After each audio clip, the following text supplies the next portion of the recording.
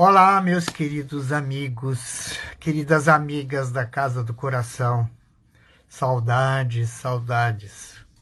Mas em breve, quem sabe, em breve, algumas semanas, nós nos reencontraremos na nossa querida Casa do Coração. Bom, hoje nós temos a nossa live de sexta-feira. Vamos nos acomodar confortavelmente, como sempre fazemos.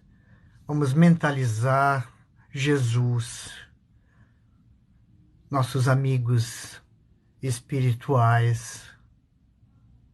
Vamos pensar neles. Não se esqueçam da água.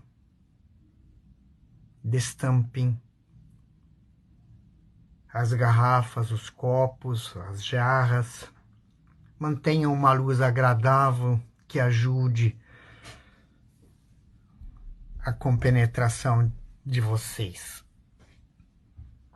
Então vamos iniciar com uma pequena prece, pedindo que Jesus, os nossos amigos espirituais, estejam conosco nesta noite, nos abram a mente e o coração, nos façam entender o que aqui nós vamos trabalhar e que realmente tudo isso sirva para a nossa transformação ética, moral e espiritual. Em nome de Jesus, agradecemos. Muito bem. A nossa reflexão de hoje vai tratar-se de um tema, talvez um dos temas mais difundidos na doutrina espírita, que é a lei de causa e efeito. Certamente é a lei de maior discussão, maior reflexão, maior estudo dentro da doutrina. Ela faz parte das leis morais dentro da lei universal, né? E é uma lei divina que controla a nossa comanda. Sabe o que é uma comanda, né? Quando nós vamos num restaurante, nós pedimos o prato e bebida, eventualmente, e vai tudo numa comanda. Exatamente assim a nossa vida aqui. Nós, quando chegarmos, desencarnarmos, nós vamos ter que explicar a nossa comanda. Ela pode ser devedora como pode ser credora. Espero que todas sejam credoras, mas vamos trabalhar para isso. E a lei de causa e efeito também é conhecida como a lei da ação e da reação. Uma lei física descoberta por Newton, que diz que toda a ação aplicada resulta em uma reação na mesma intensidade, mas em sentido contrário. É como um bumerangue. Você joga o bumerangue e ele volta. Joga e ele volta, né? E a expressão o passado e suas consequências é isso aí mesmo. Por quê? Porque tudo tem uma origem, o que nós chamamos de causa. E tudo tem consequências, o que nós chamamos de efeito. Essa é a lei de causa e efeito. E nada é por acaso na lei de causa e efeito. E no universo tudo está conectado. O positivo e o negativo. O bem e o mal. Olha só, o bem e o mal.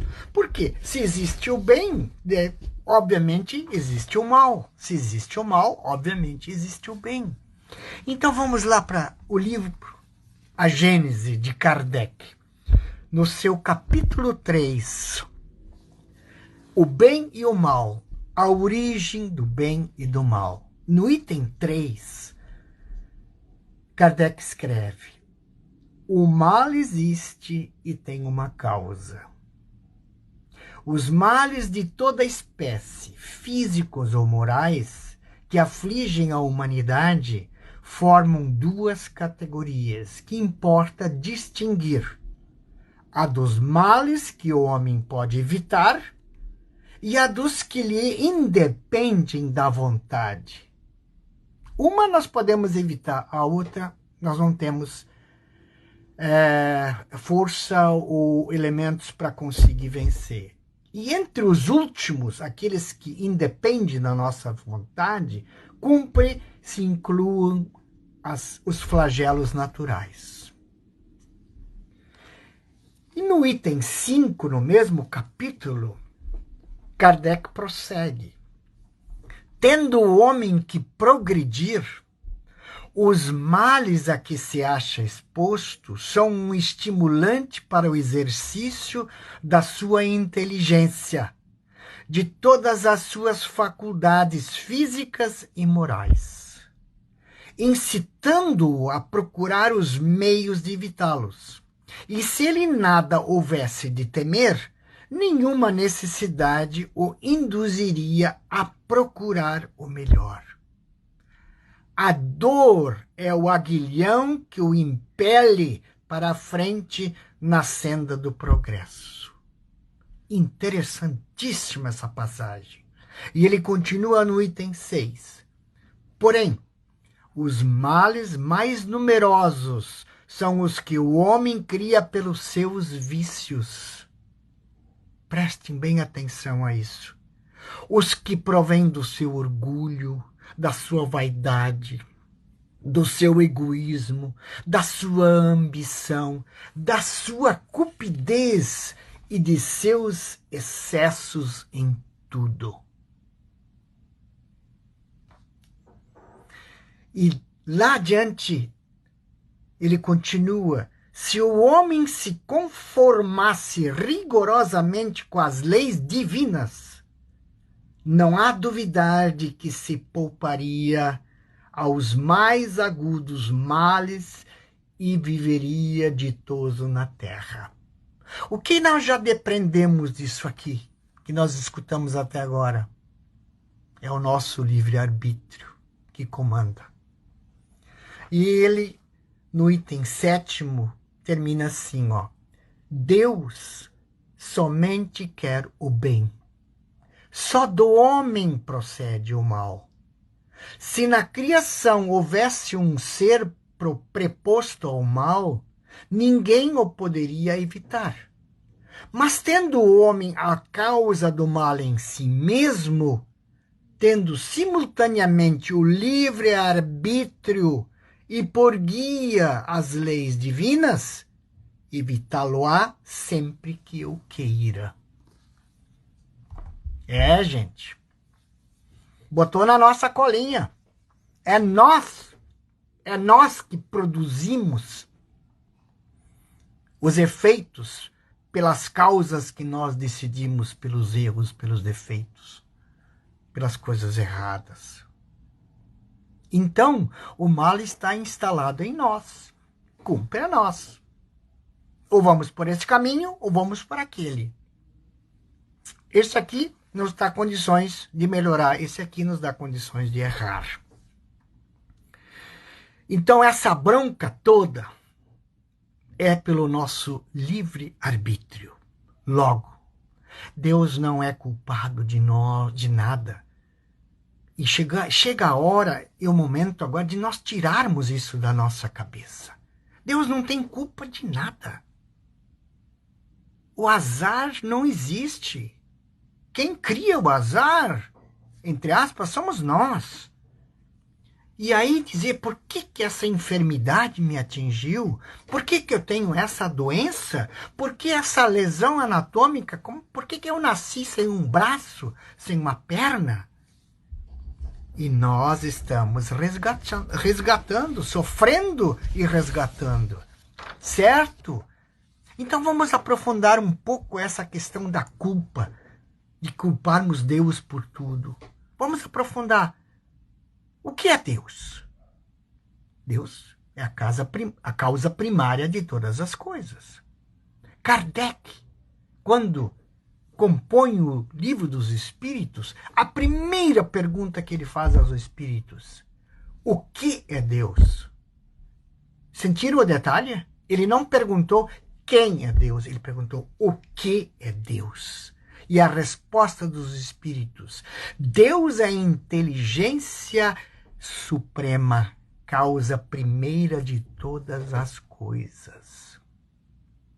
Não é efeito. A inteligência suprema e a primeira causa de todas as coisas. Certo? Logo, tudo tem uma causa.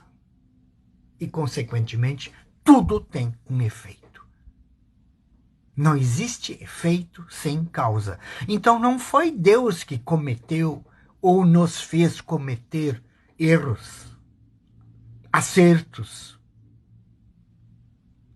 Não, não foi Deus. Fomos nós. Nós que decidimos. Até porque Deus é muito justo. Deus é muito bondoso, muito compreensivo, misericordioso. Certo? E, ademais, as consequências, os efeitos, surgiram por causas decididas e originadas por nós, terráqueos, por nós, homens, pela humanidade.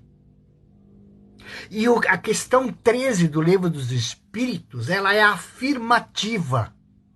Deus é eterno. Deus é imutável. Deus é imaterial. Deus é único, é todo-poderoso e é soberanamente justo, que compreende todos os seres animados e inanimados, todos os materiais e os imateriais. Certo? Se não fosse assim, Deus não existiria, pois seria o efeito e não a causa. E a questão 14 do Livro dos Espíritos, ele não pode ser ao mesmo tempo causa e efeito, se ele é a inteligência suprema, causa primeira de todas as coisas, ele é a causa e jamais o efeito. E no contexto da sua justiça, da sua bondade, do seu amor, essa tríade de virtudes, Deus nos dá de presente a reencarnação, mas nos dá também o livre-arbítrio. Ele nos dá toda a liberdade para fazermos, pintarmos e bordarmos. Mas com isso, com essa liberdade, carrega-se uma responsabilidade. Certo? As consequências das decisões e dos erros, dos equívocos, são efeitos involuntários e obrigatórios na mesma existência ou nas subsequentes encarnações. O efeito não poderá ser diferente do dano causado. Sim, através das reencarnações, Deus nos concede essa oportunidade genial de nós nos conhecermos, de nós estudarmos, de nós desenvolvermos o autoconhecimento. Deus nos concede oportunidade para resgatar dívidas. Deus nos concede o crescimento espiritual. Basta nós aproveitarmos. E a chave da questão está aqui. Nós aproveitarmos o que Deus está nos dando. E também com isso nós conseguimos compreender por que nós voltamos para a nossa família. Por que nós atualmente estamos nessa ou naquela família? Certamente para consertar algo ou coisas que nós deixamos aberto. Ou, quem sabe, reviver ou viver de novo o que nós já vivemos. Certo? E aí nós constatamos que nós não sofremos pelos erros dos outros, mas nós sofremos pelos nossos erros. E provas e expiações passam a ser oportunidades. E o erro e o acerto é um filho, quer dizer, tanto o acerto como o erro são filhos legítimos do nosso livre-arbítrio. Gravem bem isso. E o número de encarnações de cada um de nós é proporcional aos erros e equívocos cometidos e pendentes.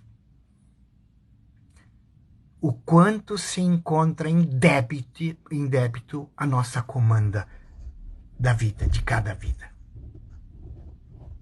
Certo? Vamos dar uma olhadinha agora no capítulo 5 do Evangelho segundo o Espiritismo. É um dos capítulos muito bonitos. Bem-aventurados os aflitos. Tem um outro que também eu gosto muito. Amai os seus inimigos. Mas isso é uma conversa para outra hora. Bem-aventurados os aflitos. Então, a aflição é uma condição humana do planeta. Não é uma condição, mas que também nos oferece uma oportunidade. E o tamanho das aflições são o tamanho das nossas imperfeições, dos nossos erros. E a migração planetária é essencial para a nossa evolução. Porque a evolução diminui o nível de nossas aflições e aumenta o nível da frequência energética, nos empurrando para cima na espiritualidade. Quanto maior a nossa frequência energética, mais elevados nós chegamos ao nosso desenvolvimento espiritual. Bem-aventurados os aflitos. Que coisa legal. E o primeiro item do capítulo do Evangelho é a justiça das aflições. Veja, ele não coloca injustiça, ele coloca a justiça das aflições. Por que será? Porque os efeitos são justos. Existe justiça nas aflições? Sim, existe. Porque fomos nós que causamos, nós que decidimos, nós que criamos essas situações. Por isso que a justiça das aflições existe. O nosso livre-arbítrio entrou em funcionamento. As injustiças são aparentes.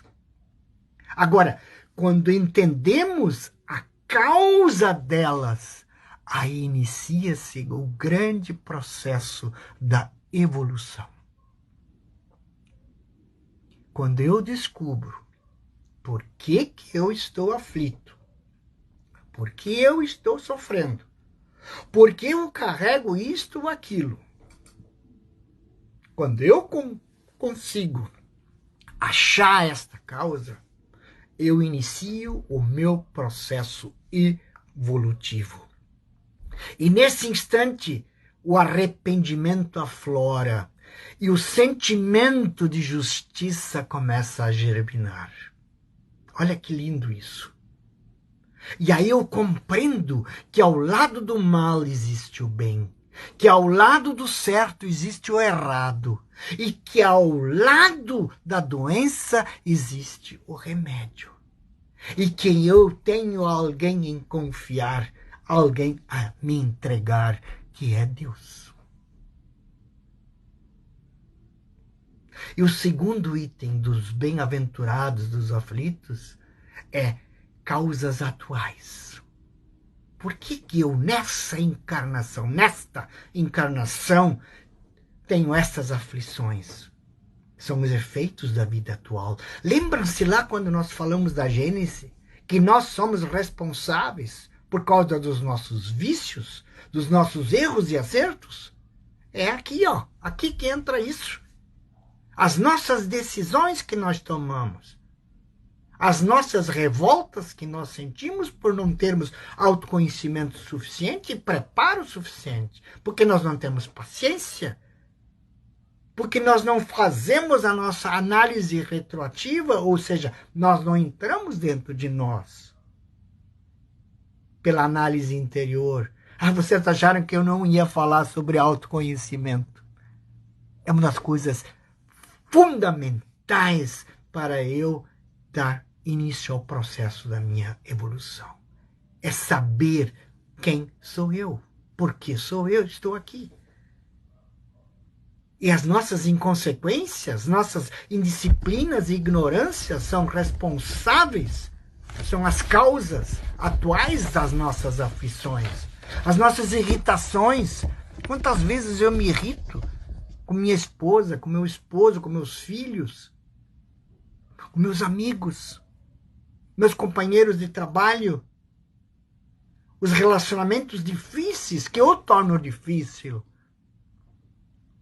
porque eu não busco a razão, as omissões, os vícios, as dependências químicas, sexuais, as orgias, o suicídio. São as causas das minhas aflições atuais. E o terceiro item, que causas anteriores eu tenho? Que causas anteriores das aflições que eu tenho? São os efeitos de encarnações passadas que ficaram pendentes. E quando eu não consigo honestamente descobrir uma causa da minha encarnação hoje, eu tenho certeza que ela vem de encarnações passadas. E essas também eu tenho que arrumar. E a lei de causa e efeito ficaria sem sentido se não houvesse a oportunidade do retorno, da reencarnação. Certo?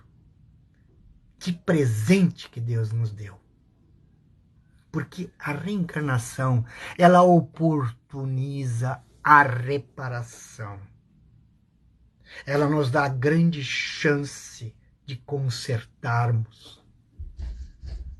E o quarto item do bem-aventurado dos aflitos do nosso Evangelho segundo o Espiritismo é o esquecimento do passado. Graças a Deus. Esquecimento do passado. E eu me lembro, no início da minha caminhada na doutrina espírita, eu perguntei para um amigo da casa. Eu gostaria tanto de conhecer quem eu era, o que eu já fui. Ele olhou para mim e disse assim: agradeça a Deus por nunca saberes. E hoje eu sei a sábia resposta que eu recebi deste meu amigo. Graças a Deus que nós não sabemos do nosso passado. Essa é outra generosidade que Deus nos oferece, que Deus concedeu à humanidade. Porque a nossa vida seria verdadeiramente um inferno.